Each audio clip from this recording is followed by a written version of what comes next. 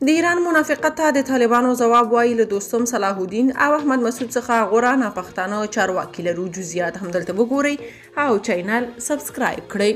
وروسته له هغې چې د ایران ولسمشر پر طالبانو د فشار راوړلو په موخه له دوی څخه د ټولګډونه حکومت غوښتنه وکړه چې هدف یې د شمالي ټلواړې غړو ته چوکۍ ورکول دي، د طالبانو رئیس الوزرا ښه ځواب ورکړی.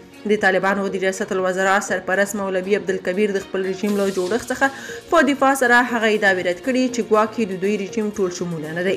هغه وویل عبدالسلام حنفي، قاری فصیح الدین او نورالدین عزیزي چې د طالبانو په رژیم کې کار کوي د دوستم رباني او مسعود په پرتله ډیر وړ چارواکي دي. مولوي کبیر وویل د دوی په رژیم کې هیڅ ډول توکمیز تعصب نشته او د تیر رژیم په څیر په دولتي پوسټونو کې د بیلابیلو قومونو خلک کار کوي. مولوي کبیر د کوم ځانګړي هیواد له نوم اخیستلو پرته وویل له بدخشان ولایت څخه صلاح الدین رباني په تیر حکومت کې کار کاوه. اوس یو بل بدخشانی قاری فصیح الدین فطرت زموږ لوی درستیز دی. آیا موږ ټول شموله نه یو؟ هغه د مقاومت جبهې د مشر احمد مسعود او طالبانو په حکومت کې د پنجشیریانو د شتون په اړه وویل. کله چې په پخواني حکومت کې احمد مسعود یا بل څوک د پنجشیر اوسیدونکی و، تاسو هغه ټول شموله بللی و. اوس د سوداګرۍ وزیر نورالدین عزیزي هم د پنجشیر څخه دی. نو تاسې ولې زموږ حکومت ټول شموله نه ګڼئ؟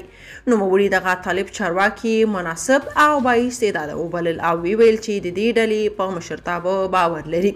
د طالبانو دغه دریځ ته خلکو بیلابیل غبرګونونه ښودلي. ځینې افغانان ویلي چې یاد شوي نومونه رښتیا هم ډیر منفور او خلک په حکومت کې پر نه موجودیت خوښ دي. که تاسو په دې اړه څه نظر لرئ په کومنټ کې شریک او چینل سبسکرایب کړئ.